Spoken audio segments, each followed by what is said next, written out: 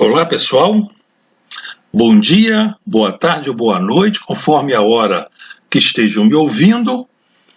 Aqueles que são novos ou estão chegando nesse canal e ainda não me conhecem, eu me apresento, eu sou o professor Vieira e este é o canal Antônio Vieira, cujo propósito é reforçar o ensino de todas as disciplinas envolvidas na geomática, na engenharia cartográfica, engenharia de agrimensura, para os hidrógrafos, para topógrafos, agrimensores, técnicos em edificações, enfim, para todos aqueles que têm a topografia em seus currículos ou façam dela a sua profissão. Neste vídeo, que vai ser a parte 2, a continuação do vídeo anterior, a parte 1, vamos dar continuidade a esse assunto que ainda segue aquela linha do desafio dos terraplanistas que acham que a inversão de camadas agora na atmosfera liquidou a forma da Terra-globo. A Terra plana é a única, é um modelo único do mundo real. E no vídeo passado nós já vimos que muita falta de conhecimento eles têm, e às vezes até um pouco de má fé, que procuram esconder essas coisas e tumultuar o ensino dessas áreas, no nosso caso, né, áreas de geociências, e para causar confusão. Então, eu vou fazer essa reação a esses terraplanistas, e nesse caso aqui vou destacar, como vocês estão vendo ali, uma experiência que o senhor Bruno Alves mostrou no desafio dele, em que um laser sendo emitido, como as camadas mais densas que ocupam a parte mais alta da atmosfera, esse raio laser, ele, obedecendo a lei de Snell, ele vai mudando a direção ao atravessar as diferentes camadas, cada uma sendo menos densa e a de cima mais densa, de modo que ele apresenta-se assim com uma curva, com a curvatura voltada então, né, para cima, como sempre voltada para o meio mais denso. Então, nesse caso aqui, eles considerando como mais denso as camadas mais altas da atmosfera, então o raio laser estaria voltado para cima. E eles mostram, então, lá uma experiência, um filmezinho, que isso acontece, e vamos analisar ele e muitas outras coisas, né? Então, o que eu quero destacar a eles é que a inversão de camadas são casos particulares, e a falta de conhecimento deles faz com que eles tratem esse caso particular como caso geral e, com isso, neguem a esfericidade da Terra. Então, resumidamente, na parte 1, nós vimos que os terraplanistas afirmam que as camadas mais densas da atmosfera ficam acima das menos densas, e que, por isso, um raio laser emitido da superfície se curva para cima. E vimos também que há uma nova ideia deles, é que a lei de Snell não vale para as camadas atmosféricas. Eles ainda vêm com essa, sendo que a lei de Snell, lá, segundo o senhor Bruno Alves e lá os outros cientistas da Terra plana, só valem para meios sólidos e líquidos. Para a atmosfera, né, meios assim gasosos, a lei de Snell não se aplica. Ainda tem mais essa. Então, nessa parte 2, vamos tratar, né, vamos mostrar que a inversão das camadas são casos particulares e apresentam-se como armadilhas para os terraplanistas com pouco conhecimento ou, quem sabe, mal intencionados.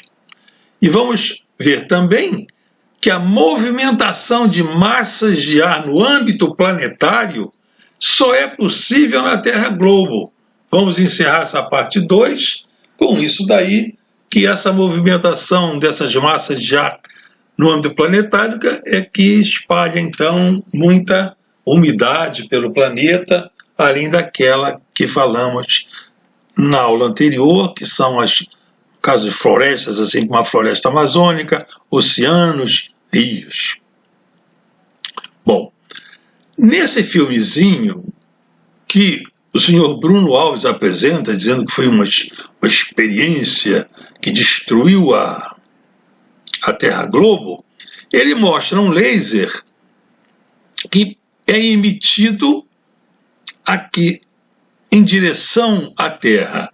Então temos aqui o mar e a Terra. E isso se dá ao anoitecer, está anoitecendo, que nós vemos as luzes acesas, indicando que é noite. No mar, ao anoitecer, para esse fenômeno acontecer, nós vamos ver, o mar está mais quente do que a camada mais baixa do que da Terra, ali do litoral, ali da costa. A água do mar tem um alto calor específico, então ela perde calor com muita dificuldade. E a Terra não, perde calor com mais facilidade, de modo que o ar concentra mais a temperatura. Então, quando durante o dia há uma radiação intensa, muito intensa do Sol, ao anoitecer, assim, nas primeiras horas da noite, o ar, a água continua aquecida e o solo ali começa a perder calor. Então, nessa massa de água assim pertinho do litoral, essa massa de ar ela está mais quente. Em terra, à noite, as camadas mais afastadas do solo perdem o calor mais rápido. A camada sobre o solo é mais fria, por causa do baixo calor específico do solo, o baixo calor específico. A terra perde calor, né, ali com muito mais rapidez do que a água.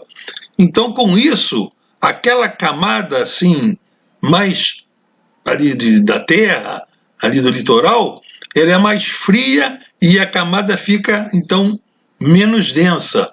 E à medida que as camadas vão subindo, lá nas camadas de cima elas ficam mais frias ainda e mais densas. É um caso semelhante àquele que nós vimos do deserto. Então, o que acontece?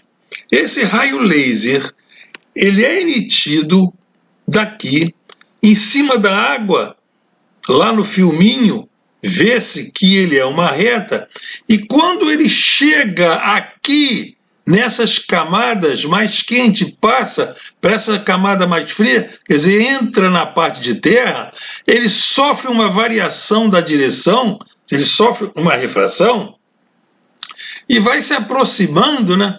Ele vai sofrendo a direção, o ângulo de refração vai ficando menor que o ângulo de incidência e ele vai se aproximando da normal. Isso é característico, então, de que as camadas acima dele são mais densas, que pela lei de Snell, o raio refratado fica, então, voltado para as camadas mais densas. Então, a lei de Snell também funciona aí. Agora, isso é um caso particular. E tem que se fazer essa análise do mundo real. Essa análise, para ser feita, precisa de conhecimento. Eu já expliquei isso ao terraplanista, guru também desses outros terraplanistas, que é o do Matrix Terra Plana, o Tomás. Ele fez uma experiência lá no Tocantins e aconteceu justamente isso. O raio de luz, no caso, subia lá quando passava assim para a parte de terra, e ele não entendia o que estava acontecendo. Eu expliquei, mas ele continuou não entendendo e parece que não quer entender. Eu até me aborreci com ele e disse a ele onde é que eu estava pensando que jogava as pérolas para ele, as pérolas do conhecimento, o que ele estava fazendo com elas. Mas então o que está acontecendo? Isso aqui é uma experiência que foi feita em alguns canais aqui do YouTube. Eles já relataram isso, em que a equipe que ficava em terra, ao perceber aqui que o raio laser ficava mais alto, chegava mais alto aqui, onde eles imaginavam que ele ia chegar, não era nessa direção da reta, seguindo a reta, lá o pessoal da equipe gritava: baixa o laser, bota o laser mais para baixo. Eles não sabiam o que estava acontecendo. Então o que estava acontecendo era isso.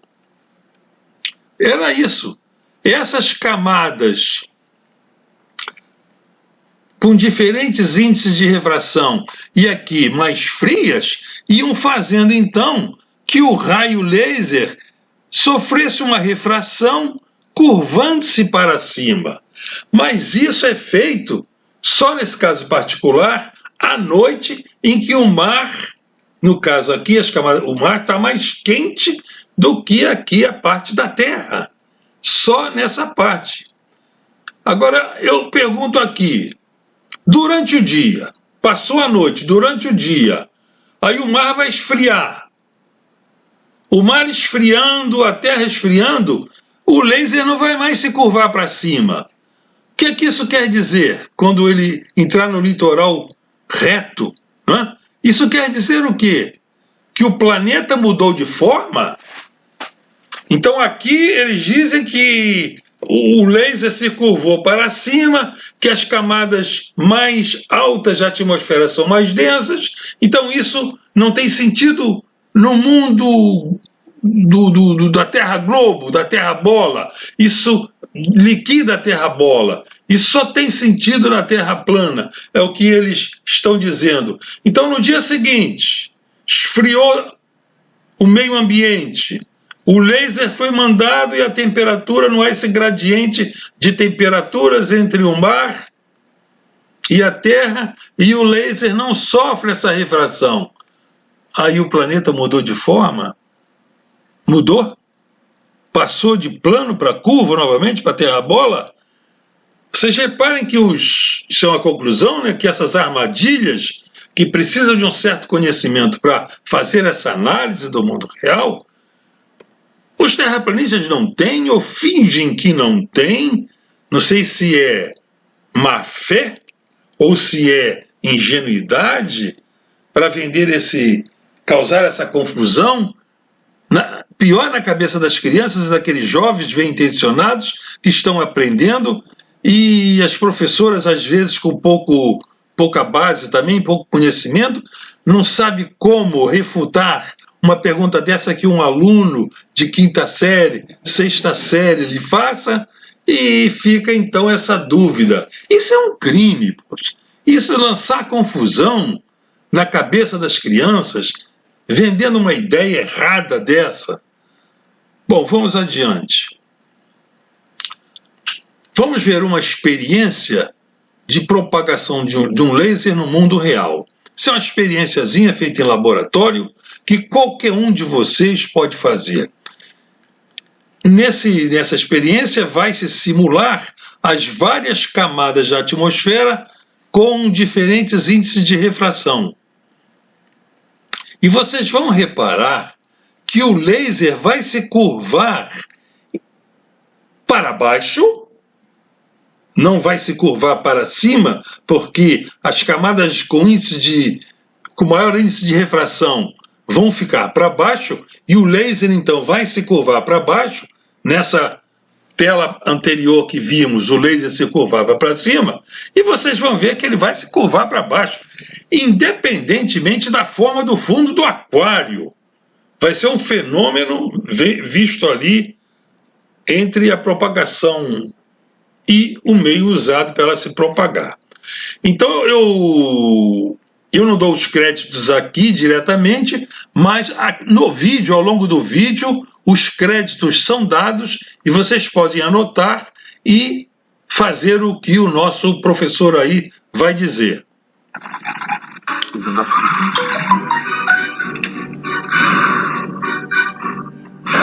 A gente vai fazer esse experimento porque vocês escolheram, lá nas redes do Ministério da Ciência, Tecnologia e Inovação, um experimento com luz para a gente fazer aqui no Manual do Mundo. E o vencedor foi esse, como entortar luz usando açúcar. Se você quiser saber mais sobre essa e outras experiências com luz, é só visitar a Semana Nacional de Ciência e Tecnologia, que acontece entre os dias 19 e 25 de outubro. O tema desse ano é Luz, Ciência e Vida. Se você quiser saber a programação aí do seu estado, é só entrar no site, a gente está deixando o link aqui embaixo.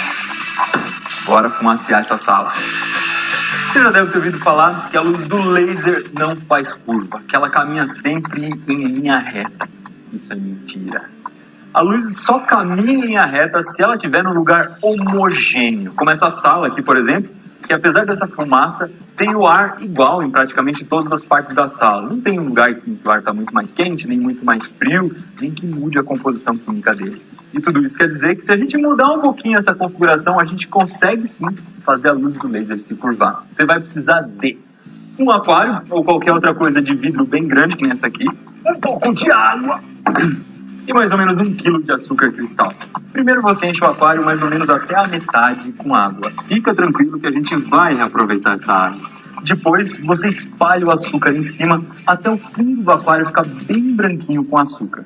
E agora a gente tem que deixar isso aqui descansando por mais ou menos 24 horas. Vocês viram que a água ficou meio turva, isso é por causa do açúcar, mas vamos dar uma olhadinha no que vai acontecer quando eu colocar o laser aqui.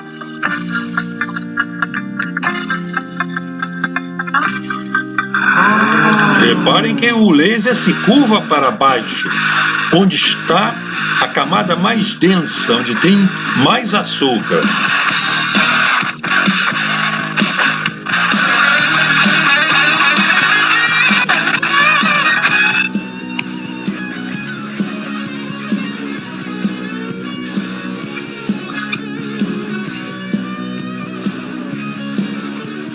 Calma que ainda tem mais. Olha só 2 outras coisas muito bacanas que acontecem aqui. Se eu colocar o laser na água de cima para baixo, ele dobra na hora de entrar.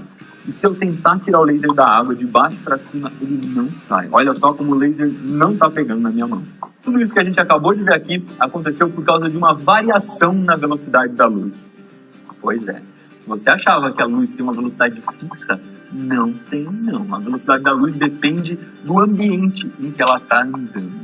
A velocidade da luz no vácuo é de 299.792.458 metros por segundo. Eu demorei uns 2 dias para decorar isso. Mas simplificando, a velocidade da luz é de mais ou menos 1 bilhão de quilômetros por hora, o que daria para a gente chegar da Terra até o Sol em 8 minutos. Mas eu disse que essa é a velocidade da luz no vácuo. No ar, ela é um pouquinho mais lenta. Na água, ela é mais lenta ainda.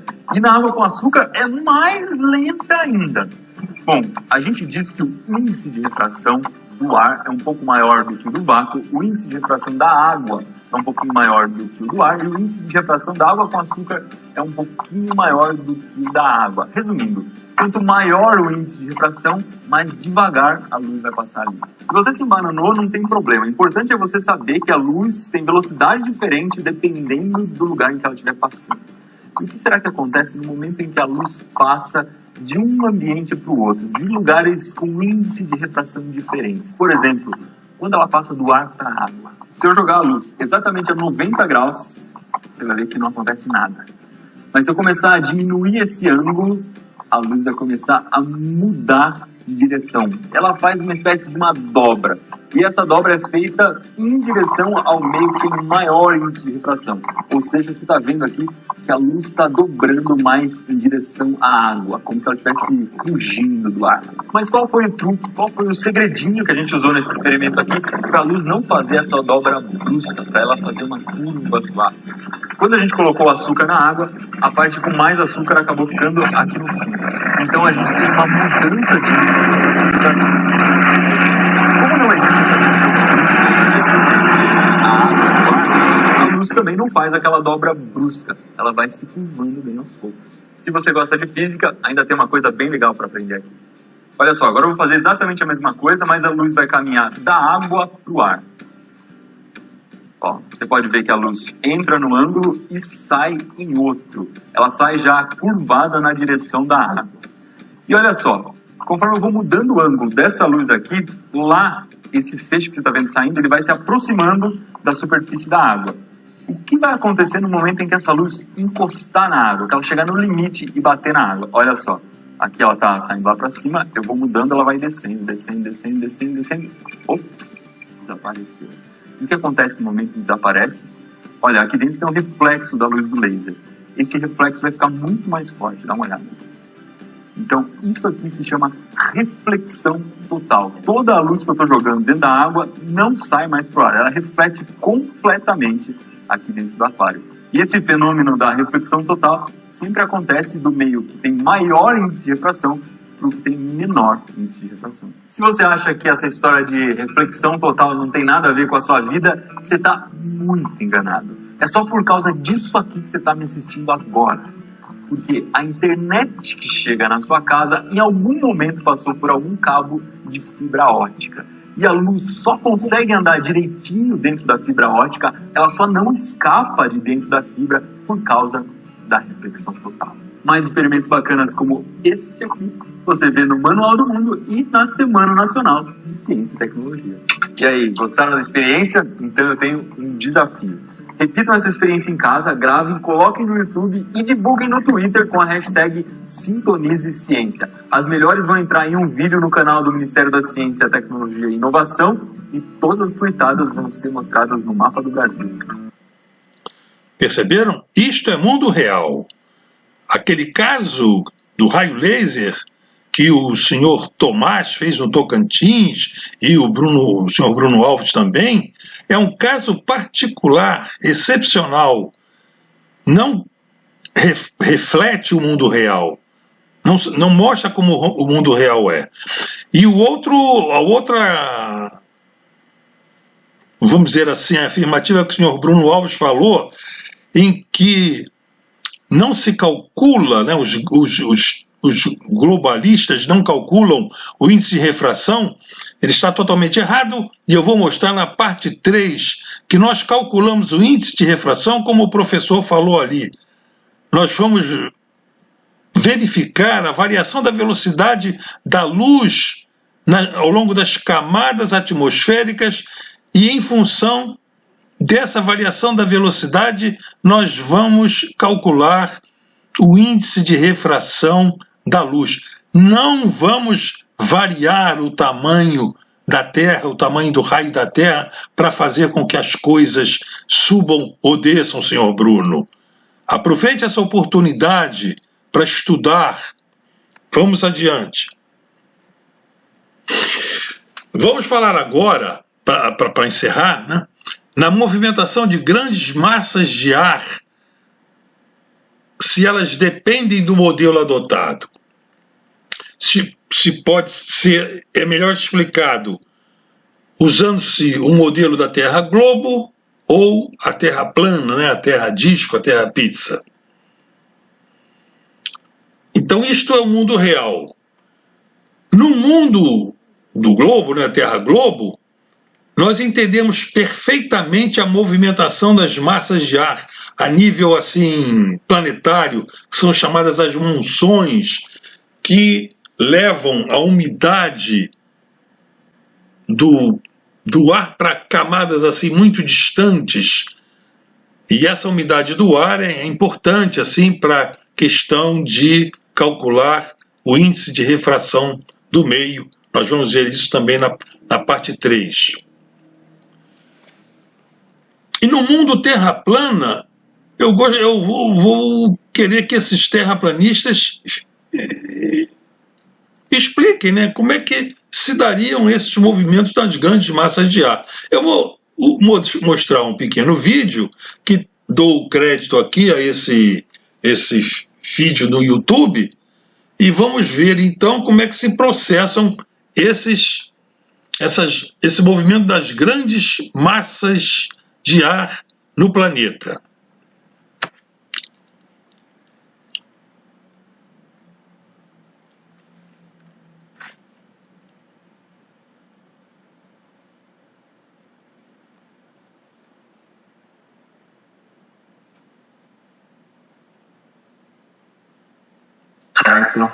Hoje eu estou aqui para falar para vocês sobre as monções.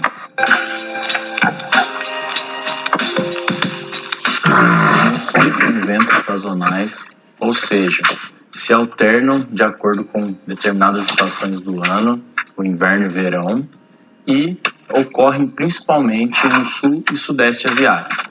Esses ventos são formados por conta do aquecimento diferenciado, do aquecimento assimétrico entre oceano e continente. E por conta desse aquecimento diferenciado, nós vamos ter diferenças de pressão. Para tentar igualar essa pressão, é aí que ocorre essa circulação dos ventos. Os ventos de monção fazem parte da circulação atmosférica da Terra. Por conta desse aquecimento diferenciado entre oceano e continente, nós vamos ter aí o chamado equador térmico. Se a gente conectar todas as áreas mais quentes dentro da zona tropical, nós chegamos aí a esse chamado equador térmico, que não coincide com o equador geográfico, com a linha do equador que separa aí a Terra em dois hemisférios. Como os continentes se aquecem mais no verão do que os oceanos, nós temos um deslocamento do equador térmico para o interior dos continentes. E por conta disso, os ventos alísios de nordeste e sudeste sopram não em direção ao equador geográfico, mas sim em direção ao equador térmico. Quando é verão no hemisfério norte, os ventos alísios de sudeste no hemisfério sul ultrapassam o equador geográfico e sopram em direção ao equador térmico no hemisfério norte. Com a movimentação da Terra, esses ventos alísios de sudeste sofrem... Perceberam o que o professor falou? Com a movimentação da Terra. A Terra se move ao redor do Sol. Isso já põe uma diferença aí em relação ao modelo da Terra plana, em que os terraplanistas acham que a Terra é imóvel. Então, com a Terra sendo imóvel, já não há condição de se ter esse movimento das grandes massas de ar, como estamos vendo aí na Terra Globo. Deslocamento, e por conta disso, eles se tornam aí as monções de sudoeste. Quando nós temos o inverno no hemisfério norte e o verão no hemisfério sul, o equador térmico se desloca para o hemisfério sul, e aí os ventos alísios de nordeste ultrapassam o equador geográfico, sentido hemisfério sul, alcançando aí o equador térmico, né, soprando em direção ao equador térmico, e por conta do movimento de rotação da Terra, também sofre um deslocamento, tornando-se a monção de noroeste.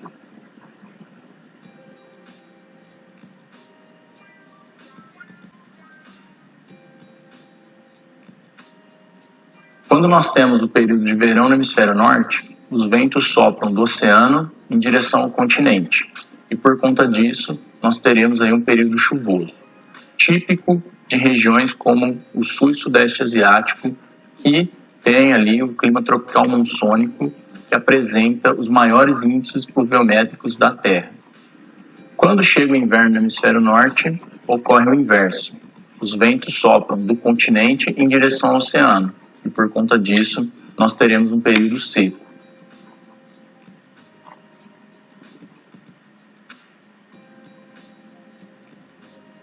Entendeu agora o que são os ventos de monções? Entendeu agora o que é o clima tropical monsônico ou tropical de monções? Se você entendeu, se você aprendeu, deixe seu curtir no vídeo, inscreva-se no canal. Então, terraplanista, como é que vocês poderiam explicar no mundo real acontecendo essa movimentação dessas massas de ar, porque o planeta se move e essa diferença de clima, diferente insolação, devido ao eixo de inclinação da Terra, a Terra imóvel e esse Sol pequenininho que vocês têm, que vocês inventam, como é que vocês poderiam ter essas monções. Estudem, meus amigos, estudem. Deixe essas ideias doidas. Bom, terminamos aqui. Então, nesta parte 2, com respeito aos fenômenos estudados na física, meteorologia e geografia, constatou-se o total afastamento dos terraplanistas com o mundo real. Nós vimos, então, que eles se apegam a umas miragens, a uns casos particularzinhos, e com esses casos particulares eles procuram causar confusão na cabeça de pessoas ingênuas, com pouco conhecimento, mas eu espero que com os conhecimentos vistos na aula passada e nessa, já não caiam na lábia desses estelionatários do conhecimento, do saber. Na parte 3, serão aferidos os conhecimentos dos terraplanistas em geodésia e topografia no tocante ao cálculo do índice de refração das camadas atmosféricas e suas consequências. Para eles não dizerem mais que o índice de refração não é calculado, que se faz as ilhas, se faz os objetos ficarem mais altos ou menos altos, variando o tamanho da Terra, o raio da Terra. Bom, senhores, espero que façam proveito desses conhecimentos, compartilhem esse vídeo com mais colegas para que façamos uma frente contra essa ignorância, contra essa falta de conhecimento, contra essa negação, esse negacionismo da ciência, para que as coisas voltem ao lugar e esses terraplanistas ocupem o lugar que eles merecem, não querendo participar do mundo real. Então, senhores, boa tarde a todos, um abraço e até a vista, pessoal!